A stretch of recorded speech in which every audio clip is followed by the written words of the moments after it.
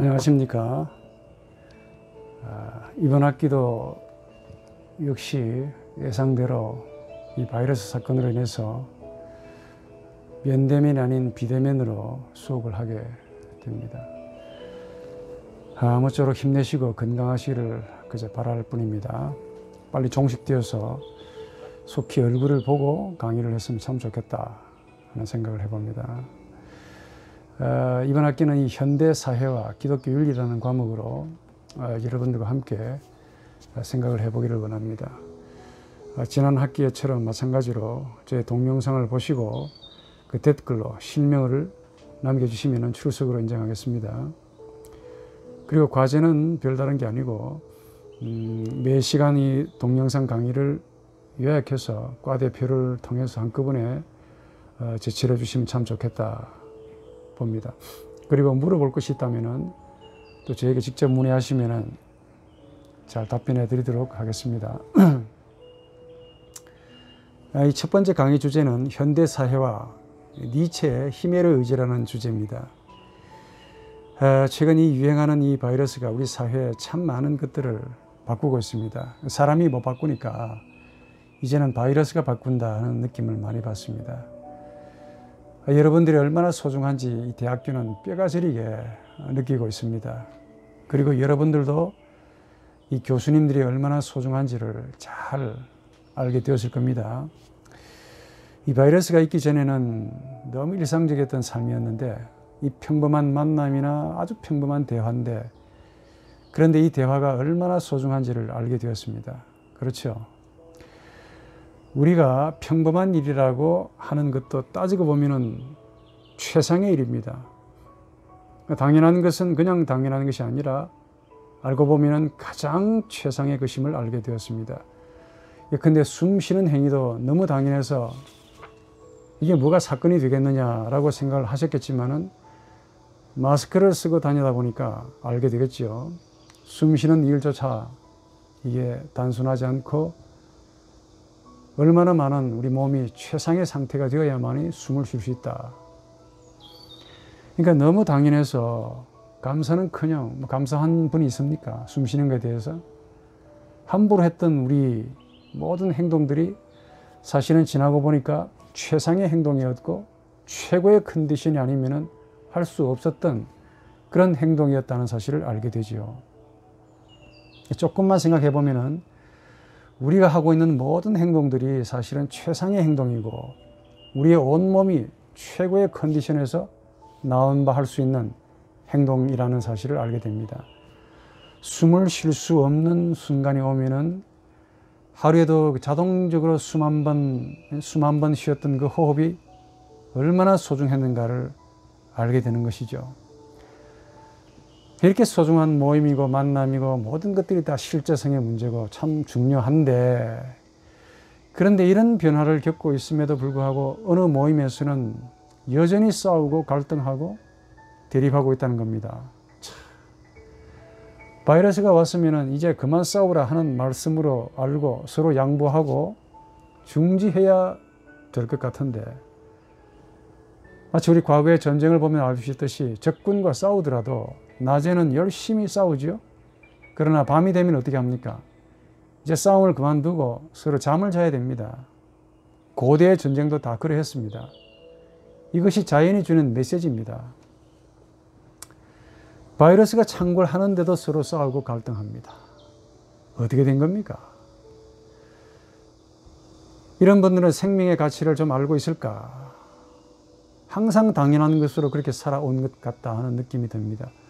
어제도 살아왔고 내일도 살아갈 텐데 오늘이야 여전히 별 지장 없이 살아갈 거다.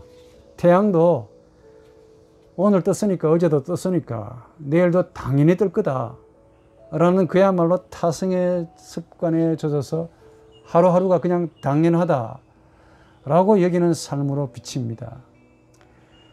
그러나 내일도 태양이 뜰 거라고 우리 머리는 상상하시지만은 실제로 뜨지 아니할 수도 있습니다.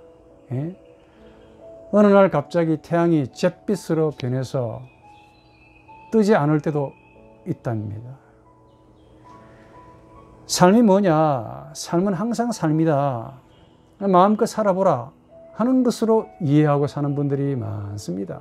이게 삶이 주는 메시지인 줄 알고 인정하든 인정하지 않든 삶의 끝에는 항상 죽음이 있습니다. 사망이 있다니까요. 그래서 준비하고 살아라 하는 이 삶이 자연이 주는, 이 삶에 대해서 자연이 주는 메시지입니다. 자연이 가르쳐주는 메시지라니까. 왜냐? 여러분들이 인정하든 부인하든 삶은 죽음 앞에서의 삶이지요. 삶은 죽음이라는 늪에서 핀 기적과 같은 라일락과 같습니다. 이 라일락이 죽음에서 핍니까? 늪에서 피냐고. 라일락은 시궁창에서 자라지 않고 또 자랄 수 없습니다. 그런데 우리가 죽음을 늪이나 시궁창으로 비유해 본다면 삶은, 우리 생활은 이 시궁창에서 아주 기적처럼 라일락이 피는 것과 같습니다. 얼마나 기적스럽습니까? 그런데도 우리의 의식은 이 삶을 기적으로 여기지 않고 그냥 그렇게 느끼지도 않습니다. 느끼기도 싫어하죠. 여러분들 건강하시죠? 건강하시다고 스스로 자신을 그렇게 알고 있습니다. 건강은 항상 건강할 수 있다. 당연한 건강이다. 가 아닙니다. 이게 자연이 주는 메시지가 아닙니다. 곧바로 병이 오니까 대비하고 잘 살아라 라는 긴급 신호를 보내는 자연의 시그널, 신호입니다. 왜냐? 건강은 항상 질병 안에서의 건강입니다. 지금 여러분들 평안하시죠? 평안한 분들도 많겠죠. 힘든 분도 많겠지만 행복은 항상 행복할 것이다 를 가리키는 메시지가 아닙니다. 조금 지나면 불행이 온다. 이 불행이 찾아오니까 마음껏 준비하고 누리고 이 불행을 대비해서 행복하게 살라 하는 이 자연의 신호입니다. 왜냐? 우리가 지금 누리고 있는 이 행복은 불행을 전제로 한 행복이기 때문에 그렇습니다. 지금 예컨대 우리가 누구를 만납니다. 이 만남은 항상 우리에게 주어진다, 주어지고 있다, 이 당연하다. 이 당연을 가르치는 자연의 메시지가 아닙니다. 곧 헤어질 거니까. 영혼의 준비를 하고 대비를 하고 이 만남을 소중하게 여기라 하는 이 자연의 친절한 메시지입니다. 왜냐? 만남은 헤어짐을 전제로 한 만남이지요. 반드시 헤어집니다. 자식을 낳으면 행복하지만은 언젠가 그 자식과 이별할 때가 옵니다. 자식은 영원한 자식이 아닙니다. 부모를 따라간다는 자연의 경고지요. 너 부모 따라간다. 젊음이요. 어느 분 미국에서는 지금 코로나 바이러스가 유행인데 해수욕장에서 젊은 친구가 마스크도 안 쓰고 신나게 노래하고 즐겁습니다 하는 말이, 우리는 바이러스가 두렵지 않습니다. 우리는 건강해요. 우리 좋아요. 그렇게 말합니다. 자기들이나 좋죠. 그럴까요? 정말 좋을까요? 이 젊음은 항상 젊으니까 누리고 즐기라 하는 이 자연의 혜택이 아닙니다. 곧바로 늙음이 오니까 젊음을 잘 준비하라는 경고입니다. 늙음은 젊음의 거울이고 젊음의 미래입니다. 이렇게 될 거라 그 말이야. 늙음은 젊음에게 너 잠시 뒤면은 이런 모습이 된다고 경고하는 자연의 친절한 가르침입니다. 이 늙음을 통해서 젊음을 어떻게 보내야 하는지를 깨달아야 되겠지요. 지금은 여러분들이 글씨가 참 눈에 잘 보이죠. 예. 안경 쓰고 볼 일이 없지요. 항상 그럴 것 같지요. 항상 잘 보인다고 자연은 그렇게 여러분들에게 가르쳐 준 적이 없습니다. 곧 맹인이 되고 시각이 사라질 때가 오니까 그때를 대비해서 지금 열심히 책을 읽고 독서하고 사유하고 사색하고 준비하라 하는 자연의 경고입니다. 따지고 보면은 이렇게 본다면은 우리는 시한부 삶을 살고 있다라고 하는 것이 맞습니다. 그런데 이 시한부 삶을 마치 자신은 병이 안 걸릴 줄 알고 자신은 안 늙을 줄 알고 항상 건강할 줄 알고 병이여 저리 가라 나하고 병과 무관하다. 반대로 해석하고 사는 분이 많습니다. 제가 볼 때 너무 많은 것 같아요. 그래서 이런 말이 등장합니다. 젊은 자네 늙어봤냐? 나는 젊어도 봤다. 건강한 자네 아파봤냐? 나도 아주 건강해 본 적이 있었다. 씩씩 잘 웃는 젊은 자네 울어봤나? 나도 한때 웃어봤다. 지금 강의를 들으시는 여러분들이 특히 나이가 20대이신 분들 정말 좋지요. 제일 좋을 때입니다. 그럼에도 제가 여러분들에게 장담 드리건대 앞으로 30년, 40년만 지나면은 강의를 들으시는 여러분들 20대 할아버지 되고 할머니가 되십니다. 늙은 사람들이 된다는 뜻이죠. 그러니까 늙은 분들을 보시면은 젊은 여러분들은 뭘 생각해야 되겠습니까? 어떻게 살아야 할 것인가 하는 질문을 당연히 던져야 마땅합니다. 노인을 보면서도 젊은 자신을 보지 못하면은 노인이 여러분들 앞에 왜 서 있는지 의미가 없지요. 전혀 모르는 것과 같습니다. 우리 하나님이 주신 가장 공평한 것이 있습니다. 시간과 공간이라는 카테고리, 이 선언적인 카테고리가 바로 그겁니다.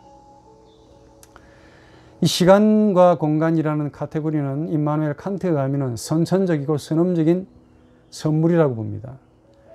이 시간과 공간에서 우리 각자는 우리 자신들이 생각하는 대로 목적을 정하고 방향을 정하고 키를 사용해서 가고 있습니다. 하나님을 믿는 신앙을 가진 분들은 하나님이 인도하실 거라고 믿고 그렇게 가고 있고, 하나님 대신에 운명을 믿는 자들은 또 운명이 이끌린 대로 그렇게 울고 웃으며 가고 있습니다. 무슨 말이냐? 신을 믿든 신을 믿지 아니하든 모든 인간들은 자신이 살아가는 것처럼 비치지만은 사실은 끌려가는 삶을 살고 있다라고 해야 됩니다. 마치 자석이 쇠붙이를 끌어당기듯이 어떤 무엇을 향해 우리는 끌려가고 있습니다. 인정하든 부인하든 어떤 무엇이 강하게 우리를 끌어당기고 있다, 그 말입니다. 우리의 삶은 우리가 끌고 가는 삶이 아니고 끌려가고 있는 삶입니다. 얼핏 보면은 우리의 삶은 우리가 사는 것처럼 비치지요. 눈에 그렇게 비칩니다. 그래서 어떤 철학자는 우리가 자유의지를 가지고 있다, 이렇게 말합니다. 그래서 우리 인생은 우리 스스로 결정하고 우리 스스로의 미래를 판단하고 책임질 수 있다, 결정한다라고 목에 핏대를 세우고 주장합니다. 과연 그럴까요? 네? 하나만 예를 들어 보시죠. 죽음이 우리 앞에 있습니다. 오늘 첫 시간부터 사망 이야기해서 죄송한데 앞으로 30년, 40년, 50년, 60년이 지나면 반드시 우리 각자는 이 사망을 만나야 되지요. 반드시 만납니다. 반드시 만난다는 말이 무슨 의미냐? 우리의 삶은 이 사망이라는 목표를 향해 가는 것이 의미고, 우리의 인생은 우리 삶이 사망이라는 목표를 가도록 길이 되는 것뿐입니다. 무슨 말이냐? 인생은 길이고 삶은 사망을 향해 가고 있다는 겁니다. 그 사이에 무슨 일이 벌어지느냐? 태어나고 건강하고 유년기를 거치고 소년기, 청년기, 장년기, 노년기를 거칠 뿐입니다. 그리고는 반드시 사망을 맞이합니다. 그래서 사망이라는 지점을 지금에서 보면은 사망은 저기 있죠. 이 사망이 우리를 끌고 있다라고 해야 하지 않을까 봅니다. 그러나 지금의 시간에서 저 멀리 있는 사망을 보면은 우리 스스로가 알통 세우고 우리 스스로가 힘의 의지, 이 자유의 의지를 가지고 사는 것처럼 비친다, 그 말입니다. 아, 젊음이요. 우리는 바이러스가 겁나지 않아요. 허세가 나오고 허풍이 나옵니다. 이 전부 무지에서 나오는 허세고 무지에서 나오는 허풍입니다. 이렇게 무지한 분들이 한번 아파 보십시오. 확 바뀝니다. 절대 아프지 말라고 전도하고 다닐 것 같아. 그래서 어디에서 보느냐가 되게 중요합니다. 사망에서 지금 여기서를 보면은, 우리를 보면은 우리의 삶은 마치 죽음과 사망에 의해 끌려가는 삶이다라고 해야 되겠죠.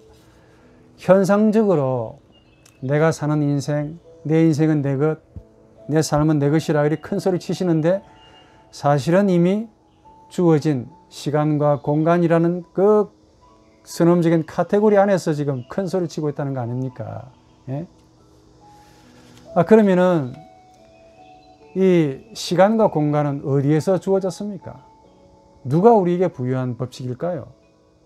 질량보존의 법칙, 만유인력의 법칙, 사물은 반드시 위에서 아래로 떨어지는 법칙, 시간이 지나면 모든 것이 변하고 후퇴하는 이 법칙, 울면서 태어나고 울면서 가는 법칙, 주먹을 쥐고 태어났다가 세상을 떠날 때는 반드시 주먹을 펴야 떠나는 이 삶의 법칙, 기운이 없으면 호흡하는 것도 힘든 법칙, 기운이 없으면 마지막은 호흡을 멈추는 이 사망의 법칙. 이런 법칙들을 생각하면 우리가 우리의 의지대로 사는 것이 맞나? 오히려 무엇에 의해서 사라지고 가는 삶이 아닌가, 살아가지는 삶이 아닌가, 그렇게 봅니다. 우리 힘으로 사는 인생이 맞을까? 오히려 누군가에 의해서 우리 힘이 혹은 우리 삶이 끌려서 살아가는 생이 아닌가? 그렇지요. 그렇다면 어떻게 살아야 하는가를 묻기 전에 우리가 누군가, 내가 누군가를 물어야 할 겁니다. 내가 누구길래 이렇게 끌려가는 삶을 살아가는 것인가? 누가 나를 이끄는 것인가? 를 묻는 것이 지극히 당연합니다. 우리를 끌고 가는 존재가 운명이든 하나님이든 혹은 여타의 신이든 본질적으로 우리 위에 울트라노스, 우리 밖에 엑스트라노스 무엇이 있다는 것을 우리 마음이 직감합니다. 한 번 더 인정하든 부정하든 우리는 끌림을 받는 인생이고 인도함을 받는 삶이지 끌고 가는 인생이 아니고 스스로 인도하는 삶은 더욱 아닙니다. 본질적으로 우리 위에 울트라노스, 무언가가 있어서 우리를 끌고 가는 삶이고 본질적으로 우리 밖에 엑스트라노스, 뭔가가 있으면서 우리를 인도하고 있다, 그 말입니다. 바로 그분이 누구인지 알아야 우리가 어떻게 살아야 할 것인가가 결정이 됩니다. 이 세상에는 신을 믿지 않는 자가 없습니다. 무슨 말이냐? 이 세상에는 반신론자는 있을 수 있지만 무신론자는 없다는 뜻입니다. 이 세상에는 신이 죽었다라고 외치는 자는 있을 수 있지만 신이 없다라고 말할 수 있는 자는 도무지 없습니다. 이렇게 말했더니 어떤 분, 아이고 목사님, 우리 남편은요 신이 어디 있냐고 항상 말을 합니다. 예? 신을 믿지 말고 자기 주먹을 믿으라고 그러는데 어쩝니까? 예. 과연 그렇게 말하는 그 남편은 신을 믿지 않는 분일까요? 신이 없다라고 믿는 분은 사실은 신이 없다라고 믿는 자신을 믿는 분입니다. 신을 믿지 않는 것이 아니고 신을 믿지 않는 자신을 믿기 때문에 그래. 다르게 말하면은 나 밖에 계시는 타자로서의 실제하시는 하나님을 믿지 않고 신이 없다라고 확신하는 자기 자신을 믿는 자일 뿐입니다. 우리는 이런 자를 허당이라고 불러요. 폼만 재지만은 실상 내용물이 없습니다. 눈에 보이는 것들을 이분들은 우상 숭배를 아주 잘합니다. 이 주먹을 믿는 자들은 자기 주먹보다 조금 큰 주먹을 만나면 기가 팍 꺾입니다. 그냥 고개 팍 숙이는 습관을 가지고 있습니다. 그래서 이런 분들은 전도하기가 그렇게 어렵지 않습니다. 그러나 신이 죽었다라고 말하는 자가 있다면 일단 주목할 필요가 있고 그 주장을 들어볼 필요가 있습니다. 신이 없다고 말하는 자보다 훨씬 더 지성적이고 박학다식한 분이기 때문에 그래요. 왜냐? 우리 이성이 신이 없음을 증명하는 것이 신이 있음을 증명하는 것보다 수십 배 어렵다는 거 아십니까? 우리 두뇌 구조상 신이 없다를 이론적으로 증명할 수가 없습니다. 우리 두뇌가. 오히려 우리 머리는, 이성은 신이 있다를 증명하는 법칙을 나름대로 가지고 있기 때문에 그래요. 그럼 설명해 볼까요? 우리 인간 이성이 신을 그릴 때, 상상할 때 세 가지 방식으로 주로 그린다고 학자들은 말합니다. 하나는 인과율의 법칙이라고, 비아 카우잘리타티스라고 부릅니다. 다른 하나는 비아 에미넨티에, 즉 탁월함의 법칙이고, 마지막으로는 비아 네가티바, 부정의 길이라고 부릅니다. 우선 인과율의 길을 놓고 보자면은 이분들은 이 모든 관계를 원인과 결과의 관계로 봅니다. 원인, 결과 다 되어 있는데 그 결과의 최고의 마지막 꼭지점에 원인만 제공하는 결과를 신으로 세워놓는 그런 방식입니다. 우리 이성이. 이 법칙에서 신은 뭐가 되느냐? 제1의 원인, 카우자 프리마가 되지요. 주로 고대 아리스토텔레스, 스콜라주의 중세의 신학, 그리고 근대 철학에서 신을 논할 때 사용하던 방식입니다. 두 번째는 탁월함의 길이죠. 비아 에미넨티에. 이 방식에서는 신을 모든 존재자들 가운데 가장 완전하고 탁월한 존재자로 세웁니다. 주로 토마스 아퀴나스가 사용했던 방법입니다. 우리 인간은 탁월하지 못하지요.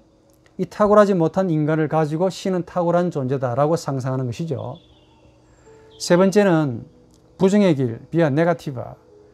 무슨 말이냐? 모든 유한자들이 가지는 모자람, 인간은 결핍하지요, 잘못 혹은 결손이지요. 이걸 반대해서 신은 절대로 추한 것, 결손한 존재가 아니다, 불완전할 수 없다라고 여기는 방식입니다. 그러니까 악을 보면서 신은 선하다, 절대 선, 추한 것을 보면서 신은 절대 미, 이렇게 연역하는 것과 같습니다.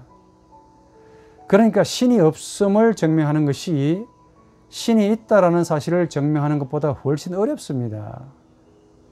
바꿔 말하면 신을 믿는 것이 신을 믿지 않는 것보다 훨씬 쉽다는 겁니다. 그러니까 무신론자가 되는 것이 유신론자가 되는 것보다 어렵습니다, 사실은. 따라서 신을 믿는 자를 너무 경이롭게 보지 않아도 됩니다. 우리 인간의 영혼이 있는 자라면 누구나 99.98% 종교의 씨를 다 가지고 있고 신을 찾게 되어 있습니다. 문제는 어떤 신을 찾느냐가 중요할 뿐이죠. 그 다음에 논하기로 하고, 신이 있다라고 외치는 자들 그렇게 안 외쳐도 된단 말이야. 우리 영혼이 본성적으로 신이 있다는 사실을 알기 때문이야. 알고 있기 때문에 뭘 만듭니까? 종교를 만듭니다. 인간이 종교를 가진다는 것은 경이롭거나 기이한 사건은 아닙니다. 아주 당연한 사건입니다. 왜냐? 본성적으로 신이 있다는 사실을 알기 때문에 종교를 만들고 그 종교에 자신을 투영해서 신을 섬긴다 그 말입니다. 그런데 신이 없다를 믿는 자들이 이론적으로 신이 없다를 증명해 준다면 참 제가 존경해 드리겠습니다. 그만큼 어렵다는 것이죠. 경험상 대부분 허당일 가능성이 많습니다. 무지하거나 또 자신을 너무 과대평가해서 그렇지. 자신을 너무 과대평가하시면 정신병, 과대망상증 환자가 됩니다. 그러나 신이 죽었다라고 말하면 이야기가 좀 달라집니다. 적어도 신이 죽었다라고 말하는 자는 인간의 이성의 한계를 넘어가야 가능합니다. 이야기는 이제 이게 주제입니다. 즉 우리 인간 이성은 본성적으로 신이 있다는 사실을 압니다. 그런데 신이 죽었다라고 말하면 신이 있음을 본성적으로 아는 이 인간의 능력을 넘어가야 비로소 나올 수 있는 말이기 때문에 그래요. 그만큼 하기 어렵다라는 말입니다. 예? 혹자는 이렇게 말하죠. 내 기도 열심히 했는데 하나님이 들어주시지 않더라. 하나님이 없습니다. 이렇게 말하는 분도 가끔 있습니다. 이건 내 기도를 들어주시지 않아서 하나님이 없다. 이렇게 말하고 싶어 하는 것 같은데 다시 한번 신이 있음을 믿는 것이 가장 쉽고 신이 없다라는 사실을 믿는 것은 그 다음으로 어렵고 가장 어려운 것은 신이 죽었다를 믿는 것은 이게 가장 어렵습니다. 새로운 무엇의 발견이 아니면 불가능하기 때문에 그래요. 신이 죽었다라고 말하는 자, 이분은 유실론자도 아니고 무실론자도 아니야. 엄밀히 분류하자면 반신론자입니다. 반신론자. 반신론자가 뭐냐? 신에 대항하는 사상을 가진 가르침을 뜻하죠. 반신론자는 이런 가르침을 믿는 자들입니다.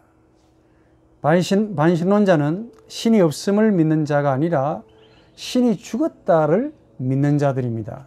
조금 더 엄밀하게 말하면 유실론자나 무실론자나 반신론자는 공통적으로 신앙을 가지고 있습니다. 이 신앙은 다 공통적이야. 보통 신앙을 가지지 않는 자를 여러분들은 무신론자라고 부릅니다. 또 신앙을 가진 자를 유실론자라고 그렇게 참 쉽게 구분하는데, 이런 판단은 현상만 가지고 판단하기 때문에 그래요. 신학을 하는 여러분들은 현상만 봐서는 안 됩니다. 현상 뒤에 있는 어떤 무엇을 보는 통찰을 가져야 됩니다. 유실론자는 유일한 신을 믿는 자를 가리키지요.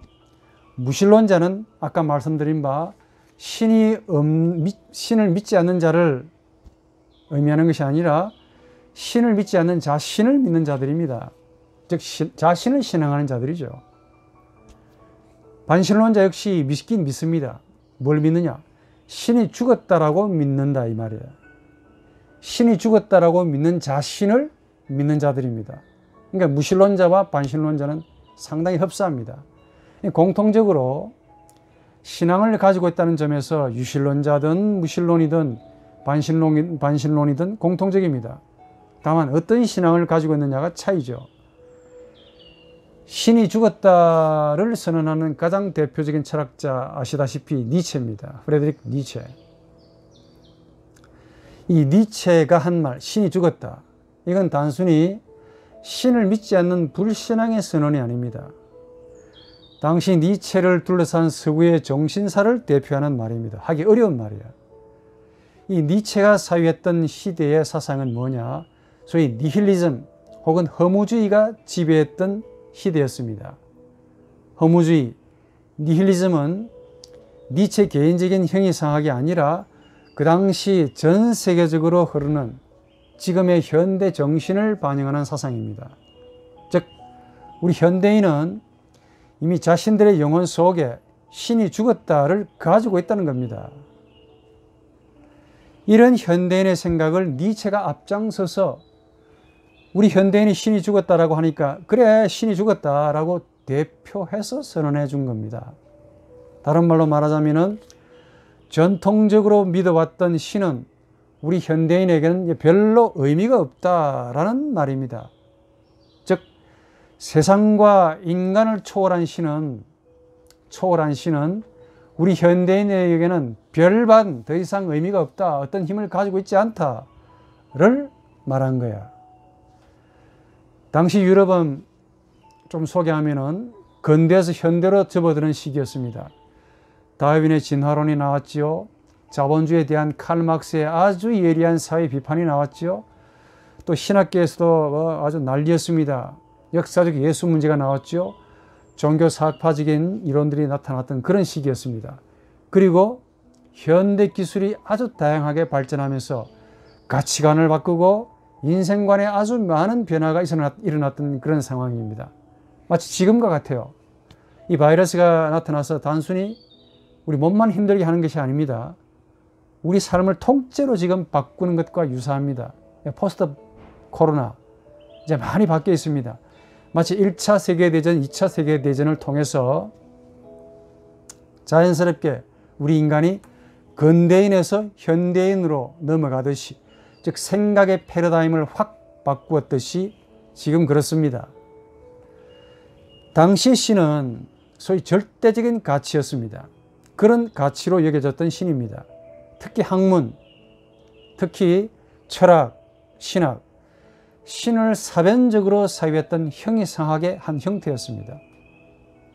그 대표자가 누구냐? 해겔이었습니다. 해겔에 의하면은 모든 만물들이 신의 현현이라고 주장합니다. 이 사람은.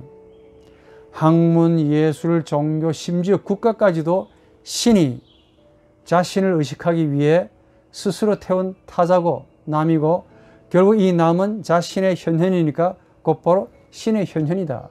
모든 것이 신에서 나와서 신에게로 되돌아간다. 심지어 인간의 생각도 신이 인간의 이성을 가지고 자신을 의식하기 위해 드러낸 신의 생각이다 라고 말합니다. 해겔이. 그러니까 악은 뭐냐? 악도 필요하답니다. 일종의 선을 위한 필요악이다 이렇게 말합니다. 자세한 사항은 제 책을 좀 보시기 바라고.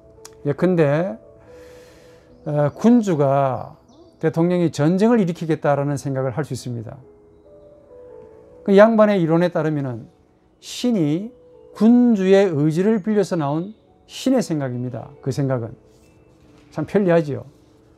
그래서 군주가 국가를 위해서 전쟁을 해야 되겠다 라고 마음먹으면 그 생각은 곧 신의 생각이야. 그런데 그 과정에서 수많은 사람들이 죽지 않습니까? 그 죽는 이 경우는 어떻게 해석하느냐? 이 양반의 말을 하면 필요악이다 이렇게 말해요. 필요하다. 개인은 국가를 위해서 수종해야 되니까 당연히 그 죽음을 받아들여야 된다.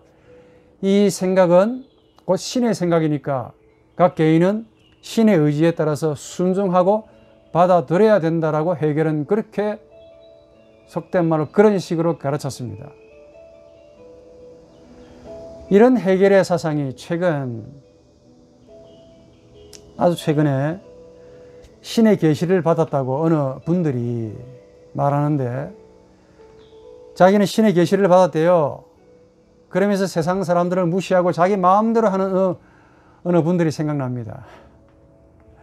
신이 자신에게만 계시하셨다는 겁니다. 그래서 자신의 생각은 곧 신의 생각이니까 목숨도 불사하겠다는 거야. 자기만 죽어주면 좋을 텐데 남도 죽이지 않습니까? 남 죽는 건 어떻게 하느냐? 필요악이래. 순교도 한답니다. 신의 뜻이라고 하래요. 세상은 다 죽어도 상관없고 오로지 신의 계시라고 하는데 이 맞추어 보니까 이분은 해겔을 모르는 분입니다. 그런데 생각은 어찌 그렇게 해겔과 유사한 생각을 가지고 있는지 제가 놀랬다는 거 아닙니까? 인간 자신의 생각이 곧 신의 생각이라는 이 해겔 철학은 군주의 편에서는 기가 막히게 정권을 유지하기 좋은 이데올로기라 그 말입니다. 소위 이런 신중심적 사상에는 항상 어둠이 따른다는 사실을 아셔야 돼요. 역사를 공부하셔야 됩니다. 역사를. 신이 모든 것의 절대 가치가 되면은 반드시 그 어둠이 따르는데 허무주의가 따른다는 겁니다. 즉 해겔이라는 이 절대 정신을 말하는 자가 있으면은 바로 그 다음에는 니체가 나타난다는 사실을 역사를 통해서 배우시기 바랍니다. 모든 것이 신이다 라고 말하는 범신론은 허무주의를 가져옵니다. 새로운 국면으로 접어들게 돼요. 바로 니체의 사상은 이런 사상을 대변하고 있습니다. 니체가 누굽니까? 루터주의 목사의 아들로 태어났습니다. 어릴 때 경건한 기독교 종교 교육을 다 받았습니다. 젊은 시절에 이 사람이 그 당시 동시대였던 데이비드 시트라우스 유명한 분입니다. 이 사람이 쓴 예수의 생애라는 책이 있습니다. 이 책을 니체가 읽고 아마도 기독교에 대한 이 부정적인 모습을 가졌을 거라고 그렇게 추측합니다. 그러나 그렇게 믿지 않습니다. 저는 그 책 때문에 니체가 기독교에 철저하게 대립을 했을 거라고 단정하기에는 뭔가 부족합니다. 오히려 니체의 리비도 아주 이 자유로운 정신이 바로 시, 예술, 헬라 사상에 심취하게 만들었고 강한 애정을 가지게 했다라고 봅니다. 이런 그의 정신이 당시에 너무 엄격한 신중심적 사변주의, 이런 기독교에 대한 대항을 가져오게 만들었고 자연스럽게 허무주의로 나가는 사상이 되었다라고 해야 될 겁니다. 이런 경우는 정신사에만 해당되지 않습니다. 일반 가정에서도 해당되지 않습니까? 예컨대 아주 경건하고 엄격한 목사님 가정에서 있습니다. 그런데 아주 흥미롭게도 아주 자유분방하고 창의적인 영재가 거기서 나타난다는 겁니다. 예? 아들이 그렇게 나와요. 머리가 좋아서 아니고 너무 종교적이고 너무 율법적이고 너무 엄격한 신중심적 사상에 억눌리다 보면은 우리 인간은 자연스럽게 자유를 동경합니다. 자유를 희구하게 돼. 매일 아침 밥 먹기 전에 예배드리고 찬송드리고 설교하시는 가정들이 간혹 있습니다. 옛날에 저도 그랬습니다만 참 보기 좋지요. 그런데 사춘기 아이들이 감수성이 아주 예민합니다. 이런 예민한 청소년들에게는 이런 의식들이 하나의 법으로 다가옵니다. 그래서 영혼이 구속과 억압을 느끼는 경우도 간혹 있을 수 있습니다. 그래서 이런 경건한 소위 목사님 가정에서 돌연변이가 나타나네요. 또라이가 나올 수 있다는 겁니다. 물론 대부분은 말 잘 듣고 착한 아이들이야 아버지 목사님을 따라서 목사가 되겠지요.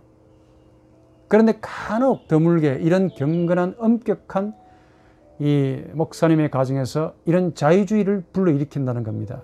마찬가지입니다. 그래서 자유주의란 엄격한 율법주의가 가지는 어두움이고 그림자. 세상에는 완벽한 빛이 없습니다. 아주 경건한 목사님이어서 여기 갑자기 나와요. 욕설. 이런 이야기를 듣는 자식들은 충격과 경악에 빠집니다. 순간 패닉에 빠집니다. 그러나 어때요? 항상 이 평소에 욕을 줄창 하고 다니는 그 아버지의 자식들은 어떻습니까? 욕을 들어도 또 아버지 욕하네. 충격받지 않습니다. 잘 웃습니다. 예. 그래서 경건하게 사시려면 사망하실 때까지 경건하게 사시기 바랍니다. 어중간하게 사는 것이 문제죠. 어중간하게 사시면 부인들이 먼저 충격을 받고 자식들이 놀랍니다. 그 충격은 고스란히 어디로 가느냐? 자식들한테는 컴플렉스라는 형태로 남게 된다는 사실, 그 리비도 컴플렉스라는 아주 큰 사건을 일으킵니다. 개인적으로 제가 빗나간 말이지만 인간적인 목회자가 되었으면 참 좋겠다 하는 생각을 해봅니다. 너무 신적인 존재로 살면 모두가 신으로 여기지 않습니까? 그런데 그 신이 욕을 하게 되면 피조물이 충격을 받아요. 그리고 그 신을 위선자로 욕합니다. 그러니까 경건하게 사시려면 진짜 완벽하게 경건한 모습으로 사시든지 아니면 차라리 인간적인 분으로 사시는 것도 적어도 위선자라는 소리를 듣지는 아니할 거 아닌가. 자, 이 말을 드리는 이유는 헤겔에게서 이런 위선과 유사한 감정을 느낀다 그 말이에요. 예? 이 헤겔의 이 두뇌가 1.5kg밖에 안 되지 않습니까? 이 조그마한 두뇌를 가지고 마치 본인이 신인 것처럼 모든 것은 신의 외화다, 신의 현현이다 이렇게 돌려대면 이게 위선적이지 않냐 그 말이야. 예? 어째서 악이 선을 이루는데 필요한 악이 되냐라고 묻고 싶습니다. 답을 못합니다. 그분은. 군주의 생각이 어째서 신의 생각이 되느냐라고 따져 물으면 답을 못해요. 그렇다는 겁니다. 그냥. 그래서 이데올로기가 된다는 거야. 이 칼 포프라는 이 유명한 사회 철학자는 이런 자신의 저서 열린 사회와 그들의 적들 오픈 소사이어티 and its enemy라는 이 자신의 책에서 헤겔의 이런 사변주의 철학을 뭐라고 부르느냐, 검증할 수 없는 이론이라고 하면서 역사적인 이데올로기라고 규정합니다. 헤겔의 철학을. 헤겔의 철학을 이데올로기를 만약에 봐야 한다면 시각을 좁혀 보십시오. 우리 한국 목회자의 설교들도 까딱 잘못하면 이데올로기가 될 수도 있지 않아야 할까. 만약에 설교자가 검증할 수 없는 자기 생활 철학을, 삶의 철학을 이론적으로 성경을 빙자해서 가르치면 이와 상당히 유사해집니다. 꽝을 치고 윽박지르고 다그치고 본인은 이것을 카리스마라고 여기는 것 같아요. 예? 이게 신의 뜻이다라고 둘러대면서 몰아붙이는 것을 마치 카리스마적인 리더십이라고 그렇게 여기시는가 본데 이건 무지에서 나온 행위입니다. 공부 안에서 나온 무지야 이게. 물론 하나님의 말씀은 이론도 아니고 학문도 아닙니다. 모세나 솔로몬의 잠은 이론이 아니고 학문도 아니죠. 그럼에도 조심하지 않으면 개인의 이 개인적인 체험들을 신조나 신학의 도움 없이 마구잡이로 해석해버리면 우리 역사에서 보았듯이 바로 그 뒤에는 뭐가 오느냐? 반신론이 다가온다는 겁니다. 무서운 자유주의가 다가온다는 겁니다. 설교가 합리적이면 합리적일수록 비합리주의적인 사상이 대두합니다. 이게 그림자입니다. 반면에 설교가 합리적이면 합리적일수록 설교가 비합리적이면 비합리적일수록 또 반대로 합리적인 이론이 그림자처럼 따라붙습니다. 그러니까 합리적이다 혹은 비합리적이다라는 표현은 사실은 우리 인간이 어느 한편에 섰다라는 사실을 뜻하죠. 한쪽으로 치우쳤다라는 사실을 의미합니다. 그러나 자, 그래서 뭐 명언까지는 아니고 인간이 신만 생각하면 위선자가 되든지 교주가 됩니다. 반대로 인간이 세상만 가지면 교만이 되는 거예요. 실제성은 세상 속에서 하나님을 가지는 것에 있다고 봅니다. 신중심적 사상이 지배하는 바로 거기에 인간 중심적인 자유주의가 함께 자라고 있다는 사실을 역사에서 보셔야 돼요. 바리새적인 율법주의 고 2편에 뭐가 있었습니까? 바울과 같은 복음주의자가 나왔습니다. 중세기의 그 엄격한 스콜라주의에 대항해서 그 율법주의에 대항해서 종교개혁주의가 나왔습니다. 모든 것을 신의 현현으로 돌리는 이 헤겔 같은 신중심적 사상 바로 뒤에 니체와 같은 인간 중심적 사상이 나왔다는 거 아닙니까? 모든 것은 신에서 말미암는다라고 말했던 칼 바르트, 이런 신학 중심적 사상에서 불트만이나 본헤퍼 같은 이런 세상 중심적인 신학 사상이 나왔다는 거, 이거 우연이겠습니까? 그러니까 무슨 말이냐? 지나치게 엄격하면 율법주의가 되고 지나치게 방임하면 자유주의가 되는데, 자유주의는 율법주의가 가지는 어두운 그림자라는 사실입니다. 함께 가요. 다른 얼굴입니다. 다시 우리 주제로 반신론으로 돌아옵시다. 신이 죽었다를 말하기가 얼마나 어려운지, 그리고 신이 죽고 나면은 우리 인간에게서 무슨 일이 벌어지는가를 좀 소개해야 합니다. 서구 정신사는 사실 고대 헬라 철학에서 비롯되지요. 고대 헬라 철학은 만물의 근원을 물었습니다. 아르케. 말하자면은 만물의 근원을 물으면서 그 만물의 배후에는 어떤 초자연적인 원리 혹은 신이 있다라고 전제한 사상입니다. 말하자면은 이 고대 헬라인들이 던진 질문, 만물의 근원이 뭐냐라는 질문은 신이 있다라는 사실을 전제로 한 사상이었습니다. 물음이었습니다.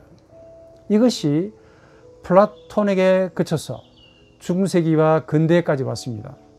그러던 것이 니체에 와서 신의 죽음으로 종결이 되었다는 겁니다. 자세한 사항은 다음 강의 시간에 할 겁니다. 물론 이 헬라인들이 전제했던 신은 당연히 우리 기독교 하나님이 아닙니다. 인간 이성이 만들어낸 신 개념이고, 인간이라면 누구든지 가지는 신의 개념입니다. 이런 역사가 자그마치 2600년 동안 신이 있기 때문에 만물이 존재한다라는 도식이 자그마치 2600년 동안 지배했던 서구의 정신의 역사입니다. 그러니까 만물이 존재하는 이유는 신이 없으면 불가능하다라는 뜻입니다.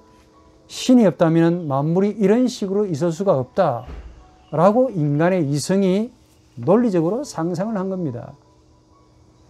이미 말했듯이 신이 있다라고 말하는 것이 신이 없다라고 말하는 것보다 훨씬 더 쉽다고 했습니다.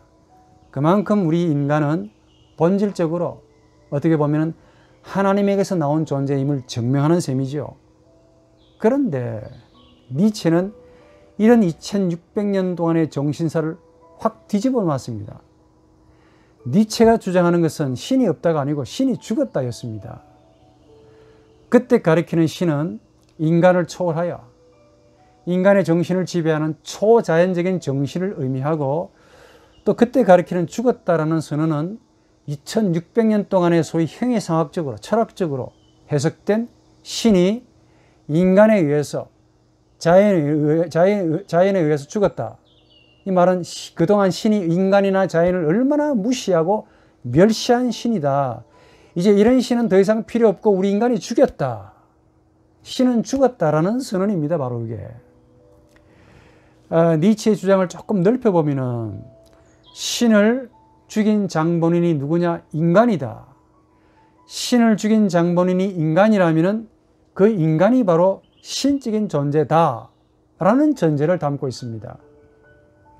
신을 죽일 수도 있다면은 그래, 반대로 신을 세울 수도 있다. 누가? 인간이. 그래서 인간이 신적인 존재이지 신이 더 이상 신적인 존재가 아니다. 라는 의미입니다.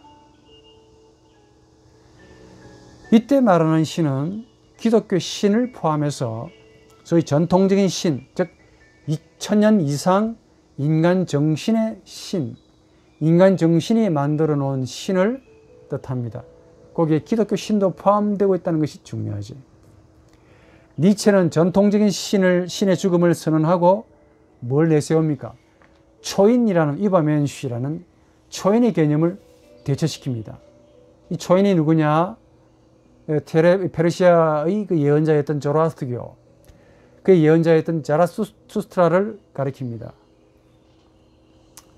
이 기독교 신을 포함해서 인간의 사유, 인간의 생각으로 제시된 모든 전통적인 이 형이상학적인 신 개념은 현대인들에게는 이제 더 이상 별 도움이 안 된다. 더 이상 신의 역할을 하지 못한다. 이거죠.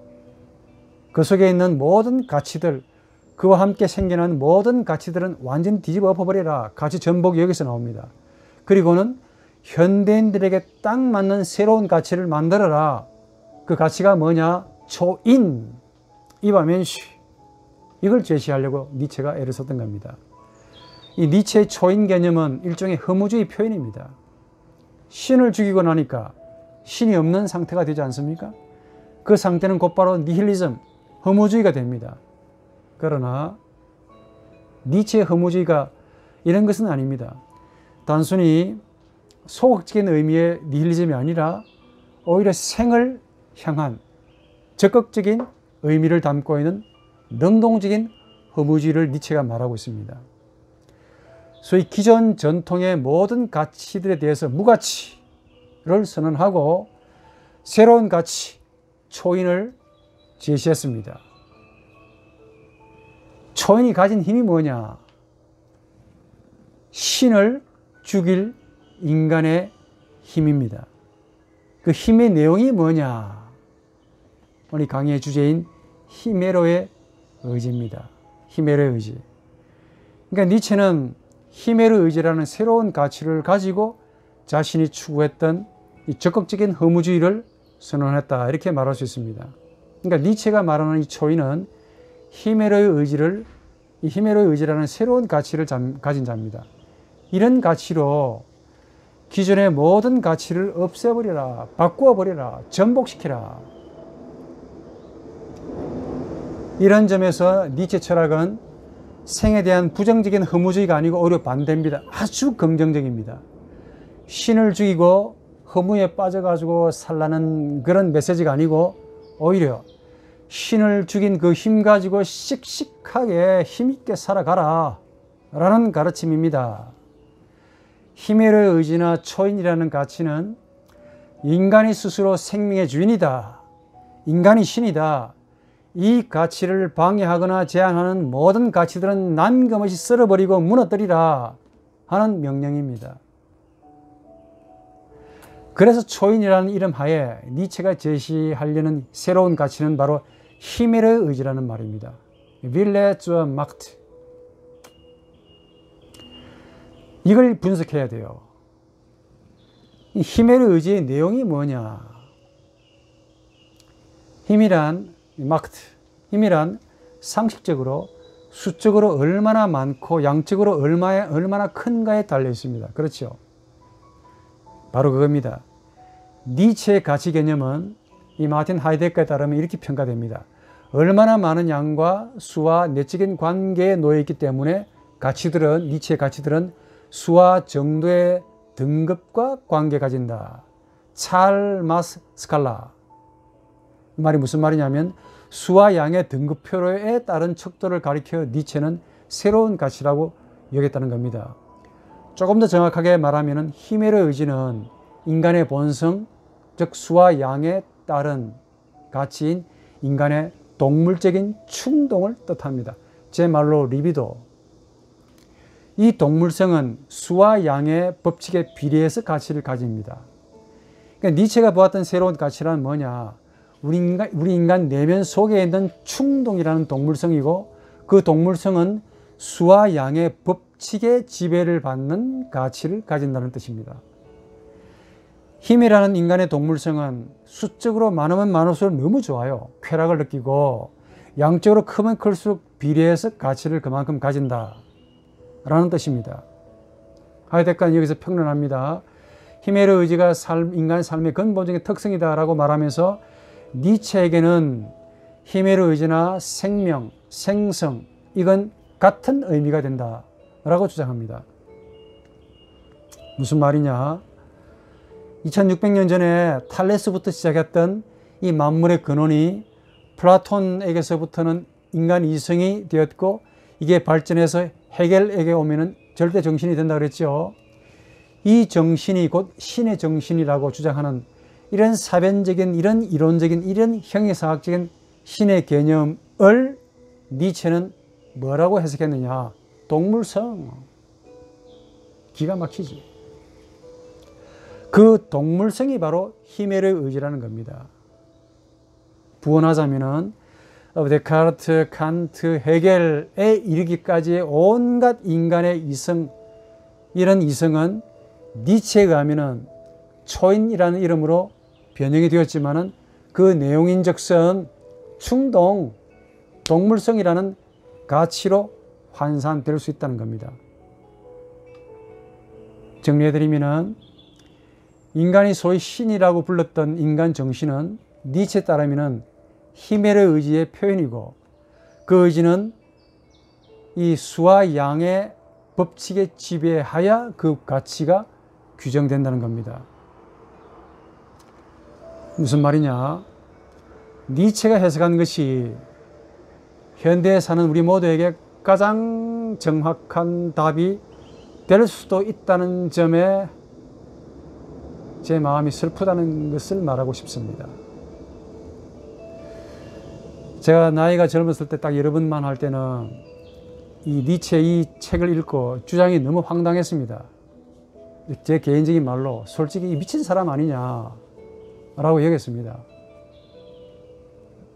그런데 나이를 먹고 이 나이가 되니까 니체의 이 주장이 너무 정확하다 하는 데서 전율을 느끼고 있습니다.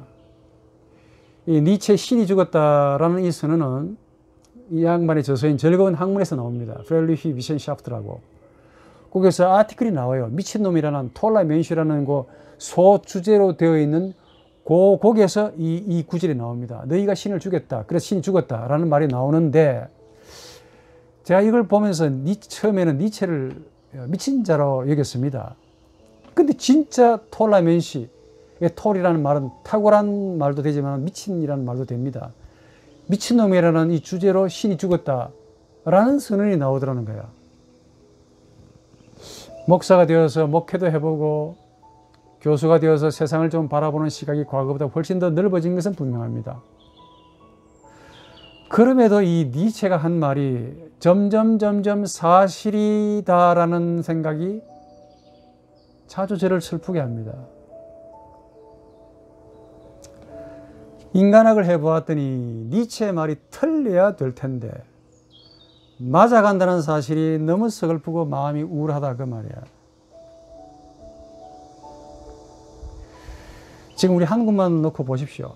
곳곳마다 히메르의 의지가, 이란 히메르 의지라는 동물성이 도처에 없는 곳이 없는 것 같아. 전부 다 우리 인간의 생각, 사유, 말하는 폼, 논리, 신에 대한 해석. 그런데 그 밑바닥에는 전부 히메르 의지라는 논리를 깔고 있는 것 같습니다. 하나 예를 들어 볼까요?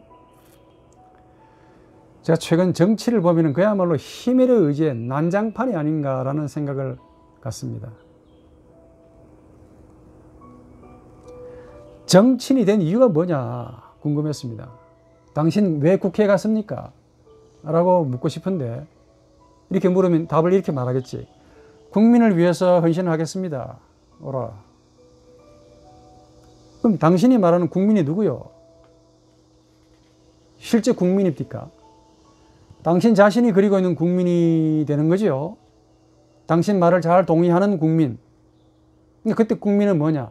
자기가 꿈꾸는 국민이라는 자신의 생각을 투영시킨 하나의 형이상학적인 국민의 개념이라고 말이죠. 이걸 니체의 말로 옮기면 형이상학이 됩니다.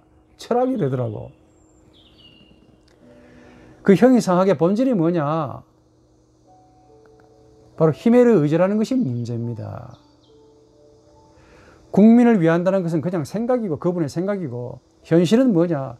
자신의 힘과 능력을 최대한 수와 양의 법칙에 따라서 무한히 확장시키고 연장시키고 넓히는 데 있는 것 같아. 지금 국가 부채가 1700조, 각 가정의 부채 다 합치면 1400조가 넘습니다. 적어도 정치인들은 이런 현실이 되면 싸우면 안 되죠. 싸우더라도 국민들이 좀 살만해지고 나면 싸워도 괜찮습니다. 뭐 보기도 좋아요. 지금 바이러스로 가게가 힘들고 사업도 안 되고 폐업이 늘어나고 제가 학교에서 집까지 오는데 임대가 그렇게 많이 있습니다.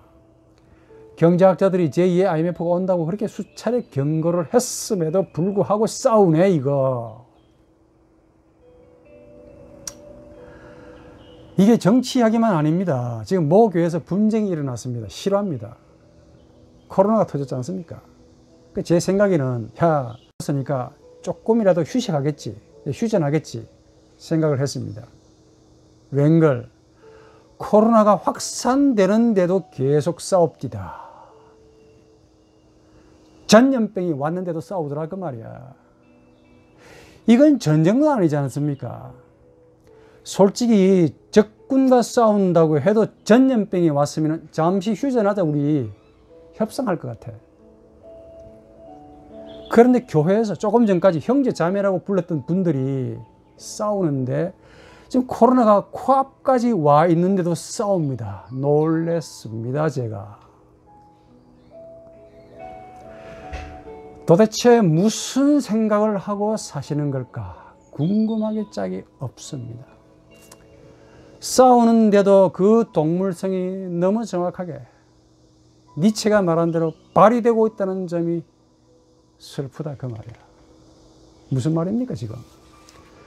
지금 적군하고 싸우는 것이나 교회에서 형제 자매들끼리 싸우는 것이나 싸울 때는 동일한 의지로 싸운다는 겁니다. 이런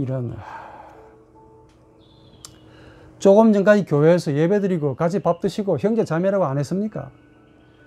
그런데 정작 싸우니까 마치 미군과 이라크가 싸우는 것과 같은 의지로 서로 싸우고 있더라 그 말이야. 전쟁을 방불케 하는 의지로 싸웁디다. 지금 바이러스가 이 교회 앞까지 왔습니다. 쳐다보지도 않아.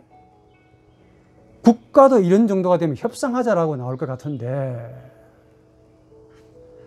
바이러스가 이 광경을 보고 기가 찰 것 같아요. 너 지금 뭐하냐? 라고 물을 것 같습니다. 그것도 교회 안에서 조금 전까지 형제 자매라고 불러가면서 이런 분들이 바이러스 앞에서 미군과 이라크가 싸우듯이 싸웁디다. 이 의지가 어디에서 나왔을까를 연구해 봤더니 이런 제가 젊을 때 미친 사람이라고 여겼던 바로 그 니체에서 답을 찾았다는 거 아닙니까? 마음이 즐겁겠습니까? 가뜩이나 여러분은 마음이 안 좋을 텐데 이런 얘기 들어서 죄송합니다. 부부싸움을 합니다. 지금 많이 싸웁디다. 하더라도 집에 불 나면 일단 휴전 맞지 않습니까? 휴전해야 되지 않습니까? 남편과 아내가 지금 피나게 싸우더라도 자식들이 학교에서 오면은 야 싸우지 말자. 아이의 그 정신 건강을 위해서 그만 싸우자. 이렇게 해야 될 것 같은데 마치 적군과 원수와 싸우듯이 아이가 있는데도 불구하고 서로 욕설을 하고 코로나가 와도 육두문자 쓰고 싸웁니다. 언제까지? 자신들이 죽을 때까지 싸울 것 같아요. 세상 사람들이 비웃습니다. 그런데도 그 와중에 예수 믿지 않는 사람들을 상대로 성경을 또 암송해야 되네, 이거. 옆에서 보다 못해 세상 사람들이, 예수 안 믿는 분들이 그만 좀 싸우시라고 중재를 합니다. 이 광경을 본 세상 사람들이 나중에 교회에 나올 것 같습니까? 전도가 될 것 같습니까? 차라리 허무주의에 빠지고 말지. 차라리 신이 죽었다라고 느끼고 있을 것 같아요. 바로 이 싸움의 의지가 경건이라는 이런 밑바닥에 있는 동물성이라는 히메르 의지입니다. 이게 바로 예배드리는 마음 바닥에 있는 히메르 의지입니다. 바로 이것이 내 주 예수를 더 가까이라고 찬송하면서 찬송하는 입술 밑바닥에 깔려있는 히메르의 의지입니다. 니체가 틀렸다라고 말 못하는 이유가 바로 여기에 있습니다. 현실에서 본 감정은 니체 말이 맞네. 성도들의 의지가 예수의 의지와 닮은 것이 아니라 동물과 닮아간다는 점이 너무너무 마음도 아프고 슬픕니다. 다만 동물과 차이가 있다면 동물은 힘이 센 놈이 힘이 약한 놈을 먹이려 하는 것을 자연의 순리로 알고 있습니다. 하나님이 냉장고를 안 줬으니까 어쩌겠습니까? 살아있는 놈을 죽여야 되지 않겠습니까? 그런데 우리 인간은 하나님과 닮았다고 가르치는 그 교회에서 그렇게 싸우니까 더 기가 막히다 그 말이야. 그래서 그 광경을 본 포엘바흐라는 이 신학자는 인간이 신을 닮은 거 좋아하네. 차라리 신이 인간을 닮았다. 신이 인간의 형상이지 무슨 인간이 신의 형상이냐라고 비꼬았습니다. 과연 이 히메르의 의지가 현대에는 왜 이렇게 막장 드라마까지 표출하느냐 그 말이야. 조금 더 살기 힘들면 이제 목회자들도 히메르의 의지가 노골적으로 드러날 것 같습니다. 라는 불길한 생각이 듭니다. 우리 현대 사회에서 예수 믿는 우리가 기독교 윤리 어떤 의미를 가지고 살아가야 될까 하는 의문이 절로 듭니다. 현대 사회의 본질이 뭐냐 도대체. 아니 정확하게 말해 현대인이 가지고 있는 사회의식의 본질이 뭐냐를 묻고 싶습니다. 아니 조금 더 정확하게 우리 저나 여러분들이 이제 현대인이 가지는 의식의 총체인 이 현대 사회의 본질이 도대체 뭐냐를 묻고 싶습니다. 오늘 강의 처음 시간 좀 제가 약간 기분을 우울하게 했다면 용서하시고 한 몇 주간은 좀 더 우울할 것 같습니다. 다음 기회에 다음 강의를 계속 하겠습니다. 건강하시기 바랍니다. 감사합니다.